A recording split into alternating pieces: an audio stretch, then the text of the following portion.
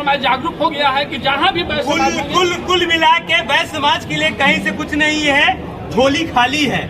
और इस बार जो है इन लोगों ने 156 जातियां जो है वैश्य समाज की जिले पर कमर कस लिए हैं कि हमारे 25 विधायक हैं, 16 से 25 विधायक हैं, 14 गो मेयर में 9 मेयर वैश्य का है, 676 गो वार्ड पार्षद हैं, जिला परिषद पहले 3 थे, अभी 9 है।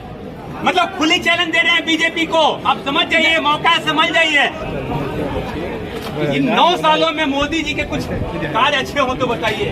हमें तो नहीं लगता है कि कुछ वैश्य के प्रति अच्छे हुए।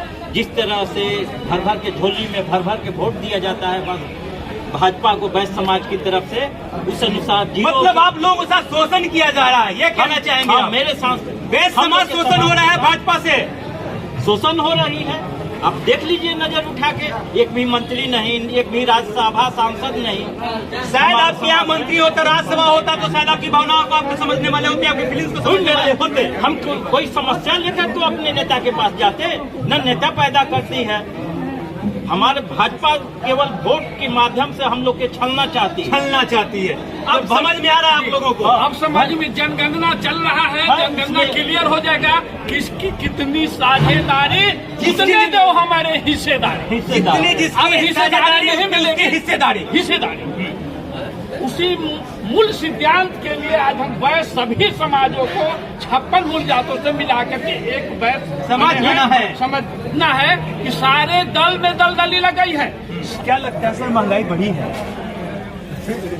महंगाई बढ़ी है, इस पर वैश्य समाज जो है दिन रात मेहनत करने वाला है, और महंगाई जो बढ़ी है इसका कोई बहुत महत्वपूर्ण नहीं है। महंगाई नहीं बढ़ी है ऐसा मैं कह रहा हूँ। आप देखेंगे कि मजदूरों की मजदूरी बढ़ गई है। महंगाई क्या होती है? सर मजदूर खुश थे 200 रुपए कमाकर, और आज 500 रुपए कमाकर खुश नहीं है। क्या करें? आज जो है 500 रुपए हमको मजदूर नहीं मिलते हैं, नहीं मिलता है। मतलब आपके अकॉर्डिंग में कोई अच्छी बात हो, कोई अच्छा कार्य हो इन 9 सालों में मोदी जी की उपलब्धियां में तो कुछ बता दें।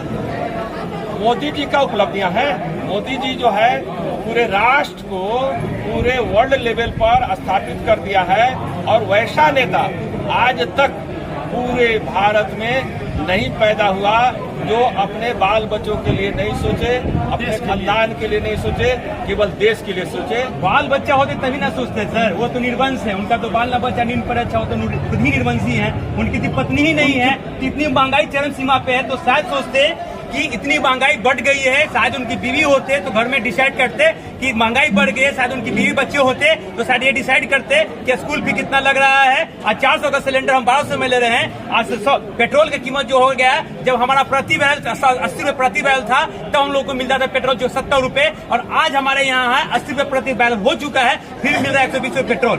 बढ़ती महंगाई पेट्रोल डीजल और सही गैस पे क्या कहेंगे सर आप पहला बात ने उठाया कि उनके बीवी नहीं है, तो इस बात को मैं खंडन करता हूँ। उनकी बीवी जसोदा बेन अभी भी है, और जब उनको समाज के बीच आना होता है तो समाज के पैसा से हम लोग चंदा करके उनको बुलाते हैं अपने लोगों को। एक प्रधानमंत्री 10 लाख का सूट पहनता है सर, रखता है, और फिर जब आप चंदा करके उनकी सुमित्रा बेन पटेल को बुलाती है, उनकी पत्नी को, और अपनी पत्नी को पत्नी को नहीं समझते तो भारत देश को क्या समझ सकते हैं? यही कारण है कि वैश्य समाज को नहीं समझ पा रहे हो। देखिए इतनी लोड है कि देश के सारे बच्चे वो हिंदुस्तान के बच्चे वो अपने मानते हैं, इसलिए उनके पास ये प्रश्न का साथ उत्तर के साथ जुटा हुआ। आज बच्चे की बात करें तो पढ़ लिख के लोग जो है छक मार रहे हैं, एमटेक करके, बीटेक करके, इंजीनियरिंग करके, डॉक्टर बन के, एमबीबीएस बन के, लोग पीएचडी करके लोग झक मारे, कहीं उनको जॉब नहीं मिल रही है, और कहते थे कि प्रत्येक साल 2 लाख लोग 2 करोड़ लोगों को रोजगार देंगे। सर क्या कहेंगे आप? बिल्कुल रोजगार मिला है, और मुद्रा लोन से मिला है। आज के पहले से बहुत स्थिति बेहतर।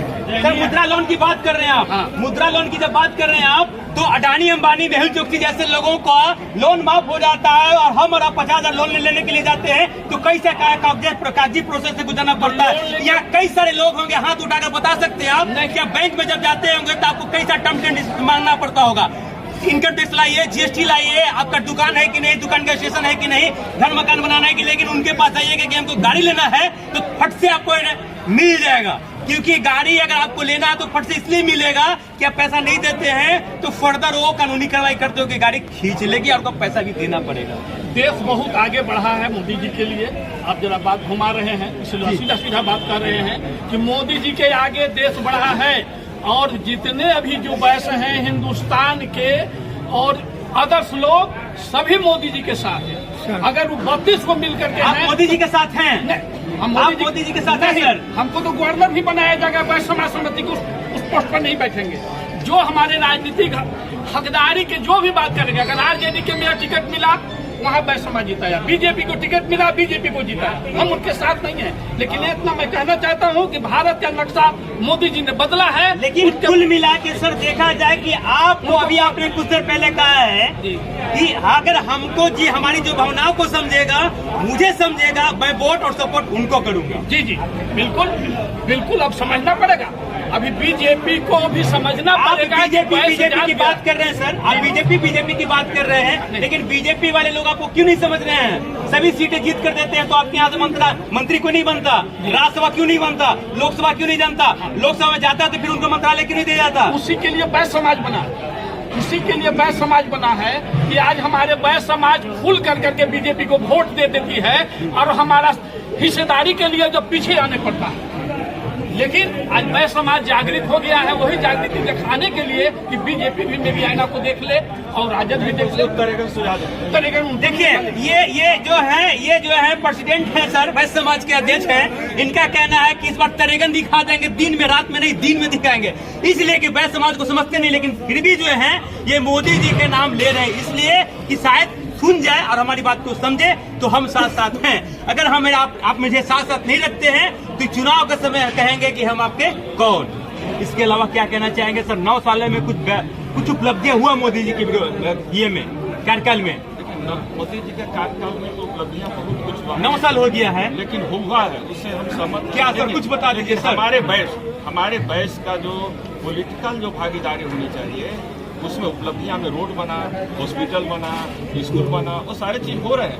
उज्ज्वला योजना हमारे है। वैश्य समाज को नेग्लेक्ट किया जा रहा है। हमारे वैश्य समाज में कम से कम 70 से 80 सीट भाजपा से मिलनी चाहिए थी और 16 सीट लेते हैं। अगर 40 से कम दिए तो उनको वही उनकी औकात समझ में आ जाएगी। औकात दिन में तरेगा नजर आएगा। सभी लोग दल वाले कभी राजद में भी देखिए रोज प्रमोशन वैश्य समाज को मिल रहा है, भाजपा में भी वैश्य समाज को रोज प्रमोशन मिल रहा है। मैं उतना डिटेल्स नहीं जानना चाहता हूँ। एक लाइन में आपके प्रेसिडेंट साहब कहते हैं कि सडलो समाज के जो लोग हैं जी। उनको मिला जा रहा है, लेकिन मुझे अनदेखी की जा रही है 1 से 56 जातियों। अब थोड़ा बहुत अनदेखी किया जा रहा है, लेकिन वैश्य समाज को अभी करेगन उनको नजर आया था, अब आ जाएगा। मगध में उन्होंने केवल 1 टिकट भी वैश्य को नहीं दिया, लेकिन वैश्य जो है से 4 टिकट आरजेडी और अन्य यूपीए से मिला, सभी लोगों को जिता दिया गया। तो वैश्य अगर आप इनको नहीं समझ रहे हैं तो शायद 156 जातियां जो वैश्य समाज के हैं सभी पार्टियों को, बीजेपी को नहीं, सभी पार्टी को दल से दलदली में ला दिया है, बीजेपी को ही नहीं, सभी पार्टियों को, कोई भी पार्टी। क्योंकि आपकी झुकाव तो बीजेपी की ही होगी ना, क्योंकि बीजेपी के लिए आपने बहुत मान किया है। तो मान सम्मान बीजेपी देगी उसके तरफ होगा, मान सम्मान और कोई देंगे उनके तरफ होगा।